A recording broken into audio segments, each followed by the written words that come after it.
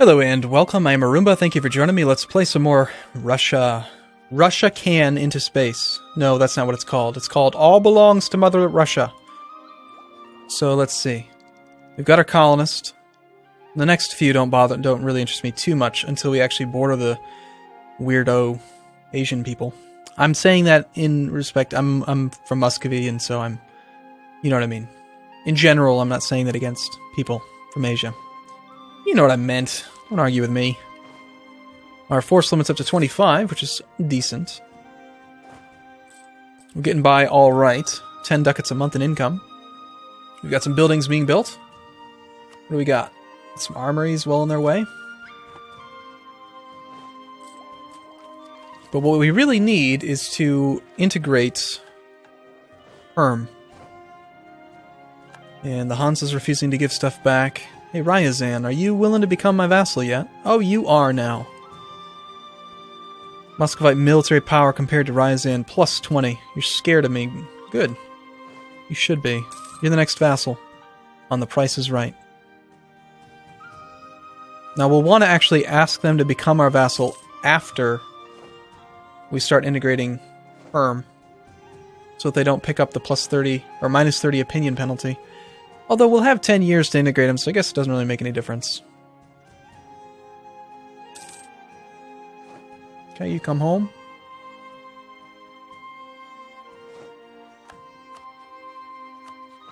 Start annexing them. And you're up to 191. Vassalize Ryazan. They have accepted the once-in-a-lifetime opportunity to become our vassals. We now get half their monthly tax income. No, we don't, actually. You get 10% now. That's just a very, very old tooltip. I'd say probably 20% of the tooltips in this game are wrong. Because Paradox changes stuff, and they don't always update things. So I am anticipating that we're going to see another war. Another coalition war, and it's going to be even worse than before. Because this time, Novgorod and Sweden are going to be in it. Last time, it was just Lithuania, Tiver, Poland. You know, Poland's not in the coalition. It's just because they were allies with Lithuania. So what we should try to do is become allies with Poland, so that if anything happens with Lithuania starting the coalition again, Poland would take up defense of us instead of being on the aggressive side. So let's go ahead and improve relations with Poland. The likelihood of getting an alliance is pretty low, but we'll try. We don't really have anything else to do. I don't need pop-ups when my buildings are complete. But I am glad to have some armories. And I'm glad to be above 25%. Or almost at 25% manpower, to avoid the Peasants' War event. Get ready! 2 more months, we get to start colonizing. Aha, you're suffering attrition. That's funny. They've built too many men in cargo pole, suffering a severe winter. That's funny. Integration is a slow process. Colonization. Tura. Send. Go protect that. Colonists will arrive in 100 days. We'd ideally like for the army to arrive at the exact same time as the colonists. Otherwise, they just end up fighting natives. Very, very low base tax over there, but pretty exciting. You guys can actually go over there too, I guess. We do have a tiny bit of revolt risk still. 1.9%. We still actually have war exhaustion, come to think of it. It's still ticking down. Another 5 more months of that.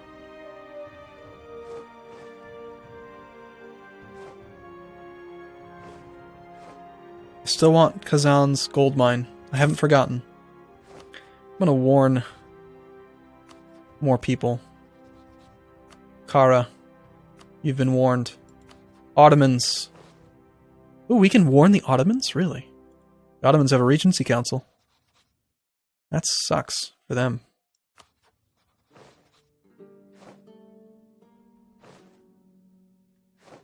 Now we could secure an alliance with Poland by getting our dynasty on the throne. That could happen. Let's support heir and just see if that works.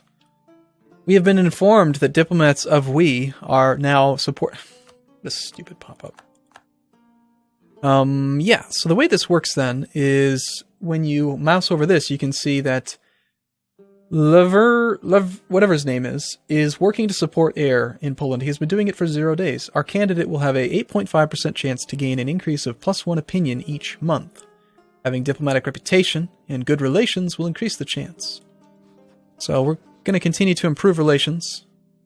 Holy crap! What a crap investment.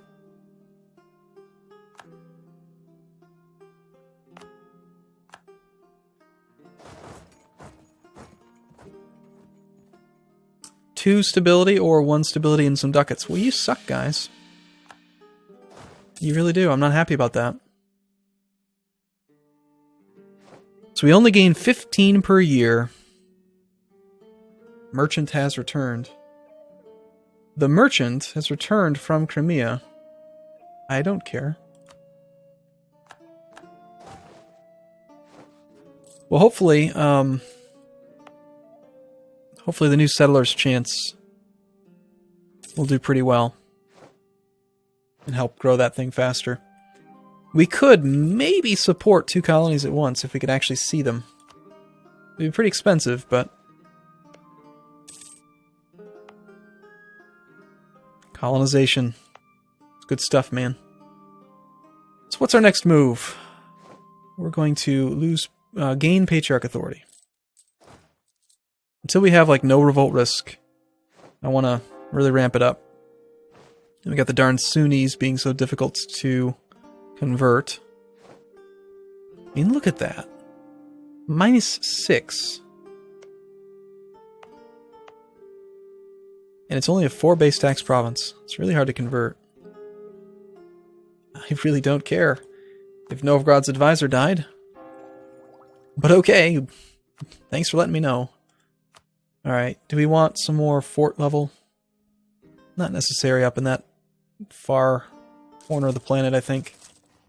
But some more armories would be nice. There goes all of our money. Who needs money? Now, Ryazan's going to be the next guy that we integrate. He's already at 169. Yeah, half the penalty for annexing vassal will go away by the time we actually can integrate him. Hey, Poland. Muscovy, 1. We have 1 opinion. So it's showing the percent chance of increasing each month.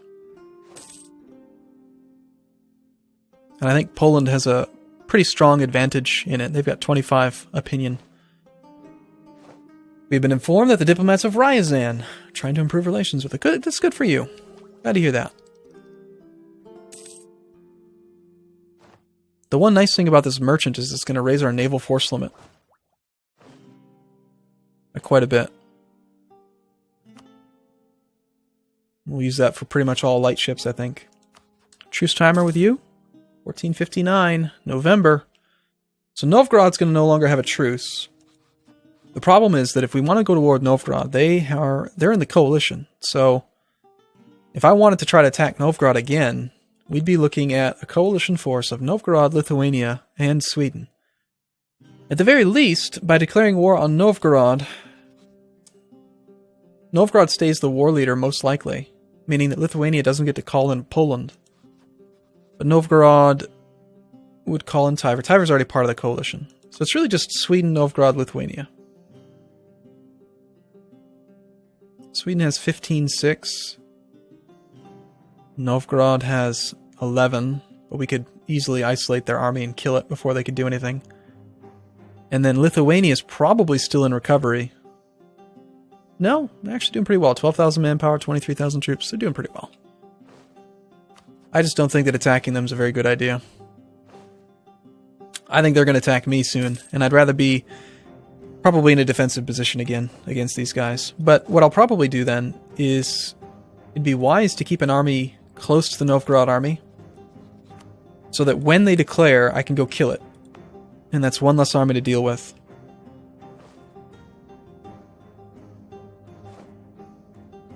Yeah, we've got revolt risk here and here. Let's go ahead and park over in Olonets instead.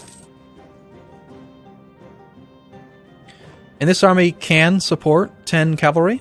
You can have more than 60% cavalry compared to infantry, so it's not like a Western power where you have to be heavy infantry. This is actually a pretty acceptable ratio.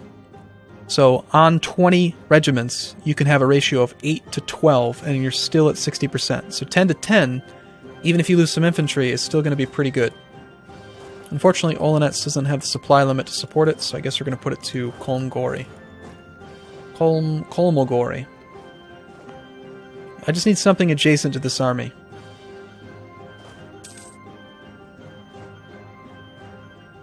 Hopefully it can survive when winter happens. I'm going to stockpile money again in preparation for this war. So far, our warnings hasn't done anything for us. We're doing pretty good. Oh, the rival of our rival is Denmark. Right. I didn't actually get them high enough, did I?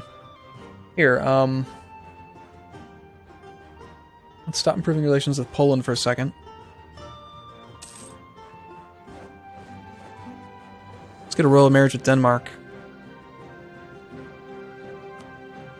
Right? Or should we improve relations? Let's improve relations for a bit. The closer they are to 0, the better the ratio will be.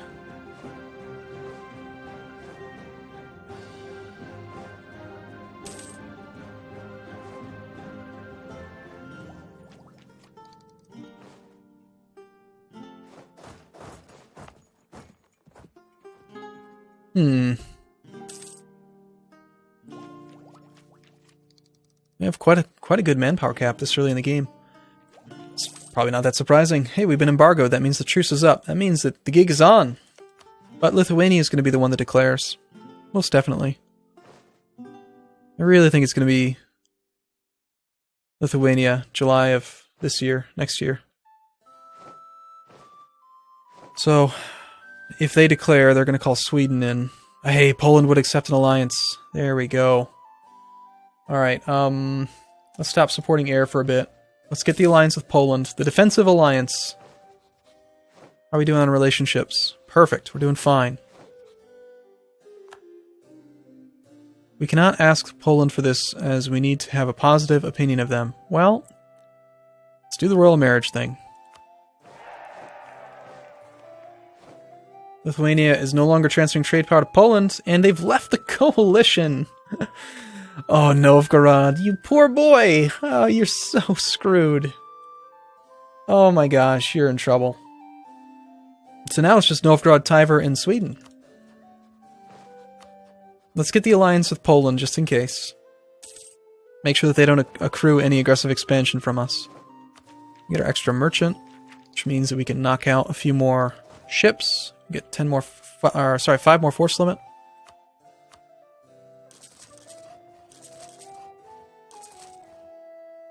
We are suffering attrition in our own land, 2%. That is 400 men a month. That's a lot. Oh, man. Alright, fine. I'm going to split these armies. Poland, I want you to be my ally. Denmark, I want a royal marriage. Soonish. We've dropped down below +3 per month, so no real reason to hold out any longer. If we can just get him to 125, we'll get a new mission. Now, Denmark, do you actually have Sweden as a... Oh, you're at war right now. That's fun. Attacker against Norway in the Scottish conquest of Orkney. I take it then you did secure your independence at some point. Alright, let's reset our message settings because I'm not getting information about everything. Let's do best guess. Let's add a Denmark in. That's good. We do have Sweden in. Yeah, I want to add you.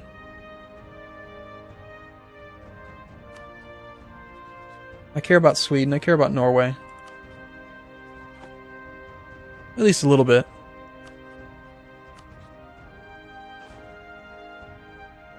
So Sweden's busy with a war over here. That means Novgorod's got no one to protect him. So we finished making Denmark into our friends. We've discovered a province. Yay! Good. Means we can colonize. What do you think? Should we be really greedy and colonize two at once? Why are we suffering attrition here?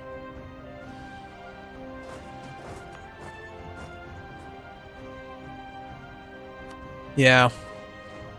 We're going to do two at once. Our glorious armies are under attack in Tura. That's fine.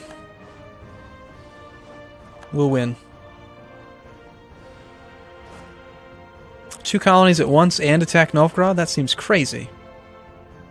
But Sweden can't offer much. 14,000 men, and they're certain to lose some more. Leaving Novgorod isolated. Oh, it's just too opportunistic. I just have to. Right? The truce is over. We're about to finish off our relationship with Denmark. 2 more months. Norway's levied war taxes. Okay. Our general from the beginning of the game is still alive, which is amazing. Besides, if we declare war on Novgorod, we have a chance to get above 50 power projection again. And we have no other available rivals. I don't understand that at all. Why aren't we allowed to pick Lithuania? Okay, there, now we are. Well, we're definitely going to look to rival Lithuania? Yeah. We're going to go to war with Lithuania again, I'm sure of it. Which means we need to embargo them. Still have a truce. Well, damn. Well, the truce doesn't last much longer, does it? 3 days, in fact. Okay, so we've done our mission. Let's do subjugate Novgorod. Giving us claims on all of their territory again. Novgorod has alliances with Sweden and Tiver. They're already in the coalition. I think Tiver's army would be nice. We have no vassals to worry about anymore. I think my armies are safe to protect. I hope. I really do hope. But if I just show up and just smash him here, I think we can just win this war so easily. This could be a terrible mistake. Let's give it a shot.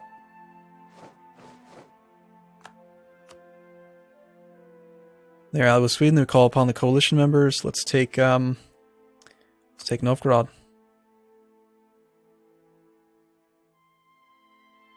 Actually, Kargopol is the one that we're the most likely to siege first.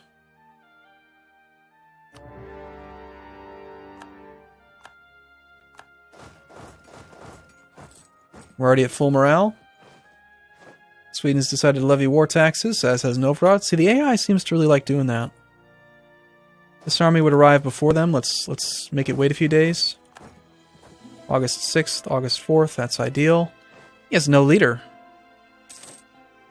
We're going to catch him by 1 day. Colonization successful. We've established it. Great. The cost for having 2 colonies with only 1 guy is triple. So you pay 3 times as much for 2 times as many provinces. I think that's worth it. When you're making money. We would be making more money if we weren't reinforcing.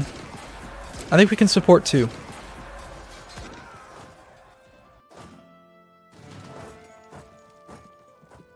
Now we'll chase that army down. Sweden and Tiver. Probably want to go kill that other army down here. Novgorod is blocking my navy. But, you know, kind of to be expected. Go get this army. Or at least scare him off. I want to create a new unit. I want 1 infantry, 1 cavalry. Go kill that. No leader, should be fine. Tiver has levied war taxes. And actually this army, being 10 regiments in the front, yeah, we're fine. This is ideal. We do have some cavalry that aren't shooting, or aren't working, but we'll annihilate them. The problem is that when I'm detaching sieges, it's leaving behind all infantry. And so then we end up with insufficient support ratios. So let's select army, new unit. Let's leave behind 1 and 1 here instead of 2 infantry. That army should do totally fine. Go take care of this one. And I really think Sweden's just far too busy over there to even be a factor in this war. Okay, looks like Ryazan's going to take care of that for me.